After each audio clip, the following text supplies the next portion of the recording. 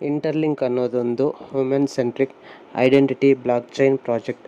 ಅಂದರೆ ನಮ್ಮ ಐಡೆಂಟಿಟಿನ ಸೆಕ್ಯೂರ್ ಆಗಿ ಇಟ್ಟು ನಿಮ್ಮ ಫೇಸ್ ಡಾಟಾ ಶೇರ್ ಆಗದಂತೆ, ಯಾವುದೇ ಗೌರ್ಮೆಂಟ್ ಡಾಕ್ಯುಮೆಂಟ್ ಇಲ್ಲದಂತೆ ಜಸ್ಟ್ ನೀವು ಹ್ಯೂಮನ್ ಎಂದು ನಿರ್ಧಾರಿಸಿ ಈ ಪ್ರಾಜೆಕ್ಟ್ನಲ್ಲಿ ಎಂಟರ್ ಆಗ್ತೀರಾ. ಫೇಸ್ ಐ ಡಿ ಸೆಕ್ಯೂರ್ ಆಗಿ ಇರುತ್ತೆ, ಯಾರಿಗೂ ಶೇರ್ ಆಗಲ್ಲ, KYC ಕೂಡ ಕಂಪ್ಲೀಟ್ ಆಗುತ್ತೆ. ಹೀಗೆ ಒಬ್ಬ ಯೂಸರ್ ಈ ಬ್ಲಾಕ್ ಚೈನ್ ಪ್ರಾಜೆಕ್ಟ್ಗೆ ಎಂಟರ್ ಆಗ್ತೀರಾ. ಫ್ರೀಯಾಗಿ ಕಾಯಿನ್ ಯಾಕೆ ಕೊಡ್ತಿದ್ದಾರೆ, ವ್ಯಾಲ್ಯೂ ಇದ್ದರೆ ಫ್ರೀಯಾಗಿ ಕೊಡಲ್ಲ ಅಂತ ತುಂಬ ಜನಕ್ಕೆ ಡೌಟ್ ಇರುತ್ತೆ. ಅದಕ್ಕೆ ಉತ್ತರ ಏನಂದರೆ, ಆ್ಯಕ್ಚುಲಾಗಿ ಫ್ರೀಯಾಗಿ ಕೊಡೋದು ಕ್ರಿಪ್ಟೋದಲ್ಲಿ ಒಂದು ಕಾಮನ್ ಮಾಡೆಲ್.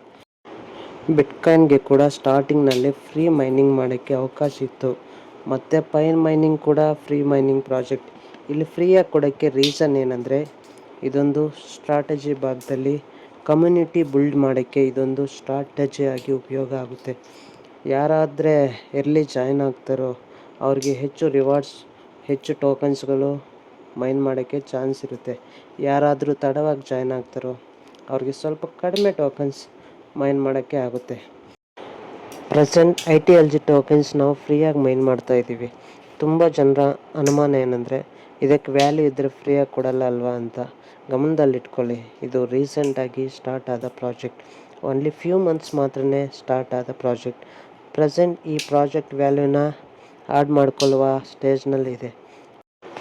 ನೋಡುವ ಇದರ ವ್ಯಾಲ್ಯೂ $0.1 ಆಗುತ್ತಾ, $10 ಆಗುತ್ತಾ, ಈವನ್ $100 ಆಗುತ್ತಾ, ಚಾನ್ಸ್ ಕೂಡ ಇರ್ಬೋದಲ್ವಾ.